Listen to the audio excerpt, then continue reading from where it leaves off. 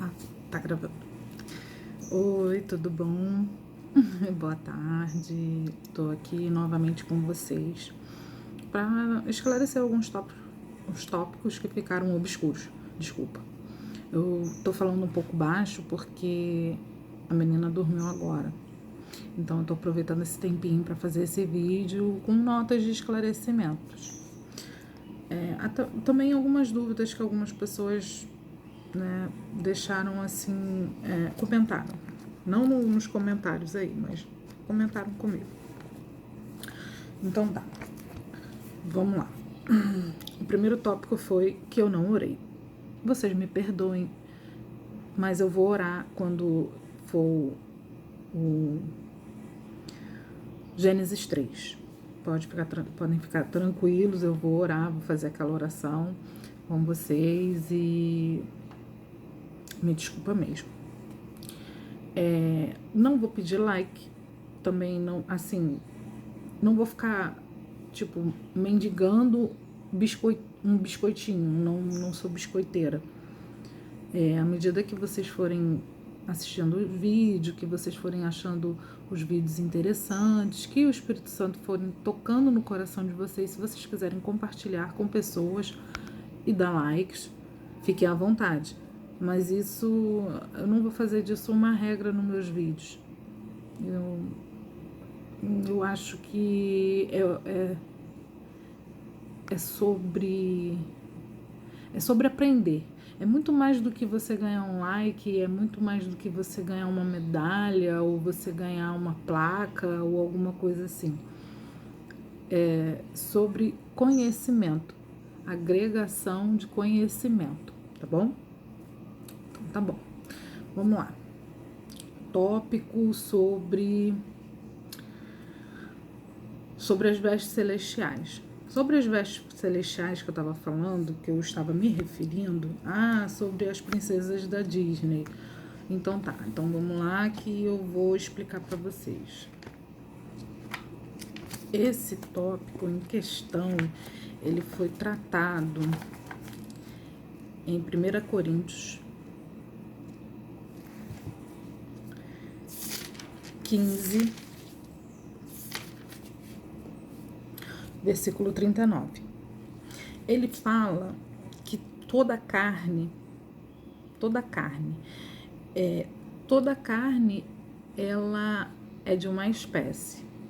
Nós temos a nossa carne, a nossa biologia, né, toda a nossa estrutura, a nossa semente. Quando ele trata sobre semente, ele fala sobre a relação de procriação, ou seja, você né, tem um homem, uma mulher, e quando você une, né, um gameta positivo com um gameta negativo, ele gera, né, uma criancinha. Então ele fala sobre, no versículo 40, sobre os corpos celestes, né? Tem um corpo terrestre e nós temos aqui, né, o esplendor do corpo terrestre, e quando nós estivermos lá na glória, nós teremos um corpo celeste. O que é esse corpo celeste? Paulo não explica, mas ele fala que é um corpo celestial. Então eu acredito que Adão, ele estava sim com um corpo terrestre, porém vestido com vestes celestiais. Esse é o meu entendimento. Se eu tiver errado, por favor, alguém, né, escreva nos comentários aí, Érica, você está errada.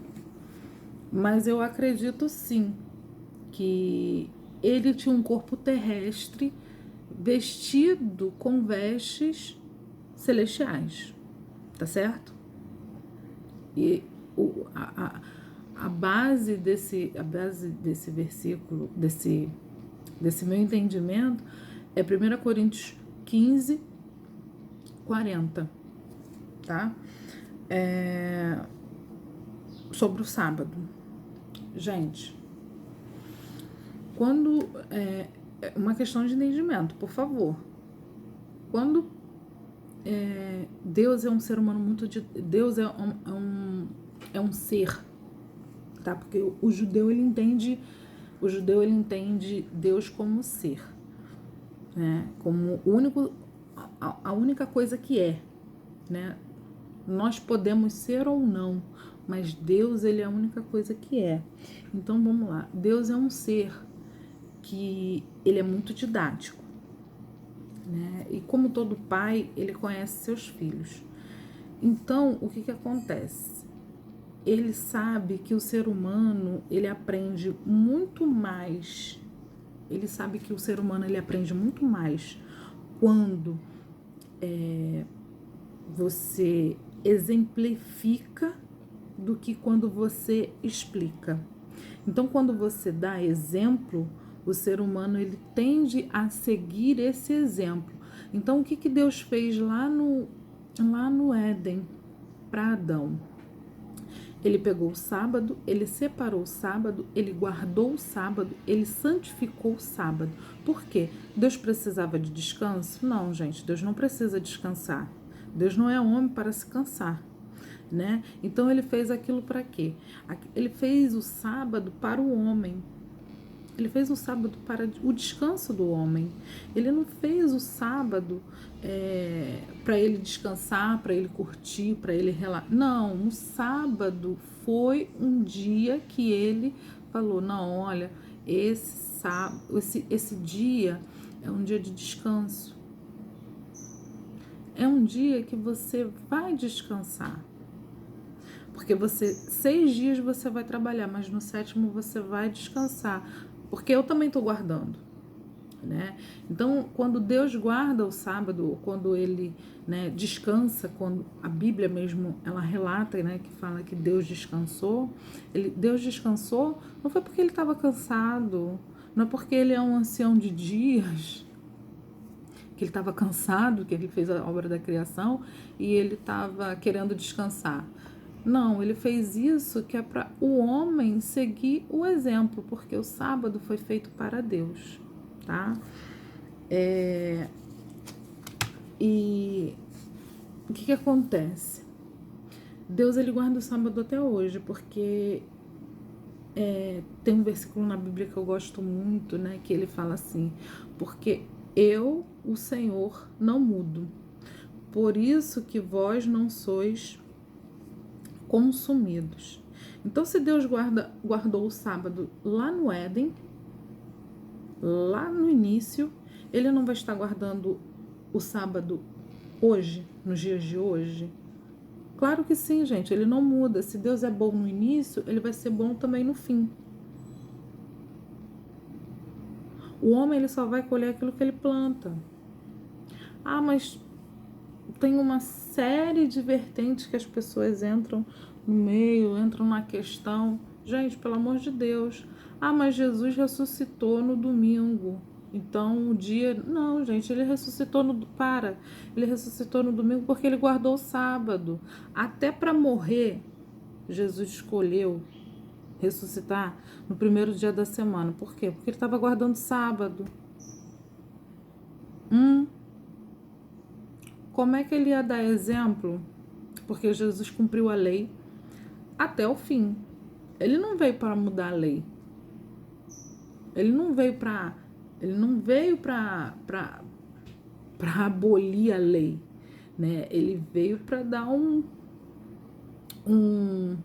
uma correção no entendimento da lei, porque as pessoas estavam a lei já tinha sido deturpada, eles já estavam sobrepondo coisas muito pesadas, né, e respaldando isso na lei. Então Jesus ele veio, eu não vim abolir a lei, eu vim para cumprir a lei, né? E o que acontece? No sábado também não foi diferente, tá? Então Jesus é o Senhor do sábado. Por quê? Porque ele guardou o sábado e ressuscitou no domingo.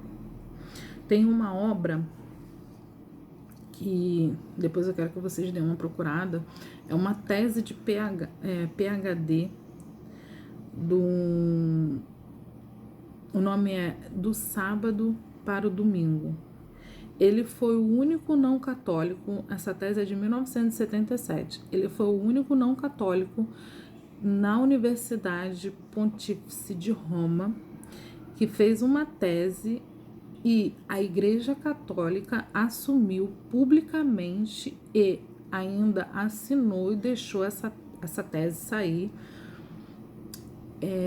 dizendo que realmente o dia da guarda, que o dia do Senhor é o sábado.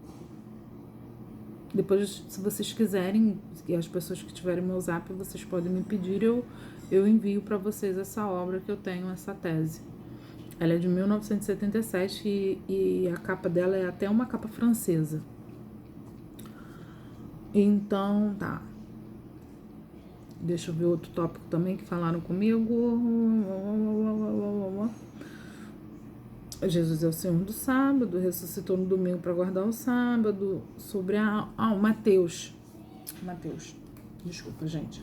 Mateus 19. Quando eu falei sobre os eunucos, né? Teve dúvidas. Mateus 19, 12. Né? Quando Jesus... Essa questão dos eunucos, né? Jesus, ele estava tratando sobre casamento, em Mateus 19, ele trata sobre casamento e divórcio. Então, ele, né, estava partindo para Galiléia, tal, seguiu a multidão, e aí alguns fariseus chegaram para ele e questionavam ele sobre a licitude do divórcio, se era lícito. E aí ele fala, né, que Deus nos fez homem e mulher. E aí ele fala assim, já não são mais dois, são um. Ou seja, eles são uma carne. E aí ele fala assim, então por qual razão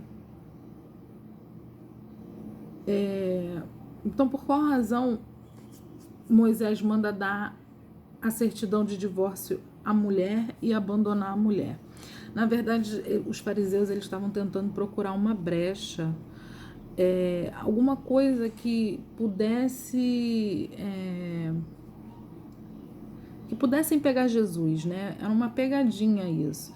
Então ele explica assim, ó, Moisés, ó, Deus, quando ele fez o homem, ele fez a mulher, ele fez os dois, né? Naquela questão que eu falei, largar o marido, a esposa, largar o marido, a casa, né? E se unir à esposa. Então eles vão ser um só. O cara que não quiser isso, ele não tá pecando. O camarada que não quiser largar a casa da mãe e do pai e se unir a uma mulher, ele pode. E aí eu falei assim, são 3 tipos de eunuco. Foi Jesus que falou no capítulo 19 a respeito disso. Aí ele fala que todo aquele que se divorciar, se não for por imoralidade sexual, ele tá cometendo adultério. Esse negócio de incompatibilidade de genes, a gente brigava muito e essas outras questões.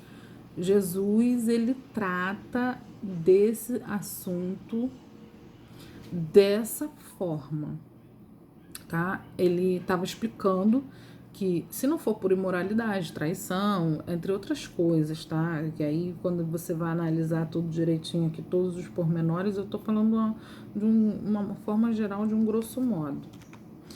Então, o que acontece?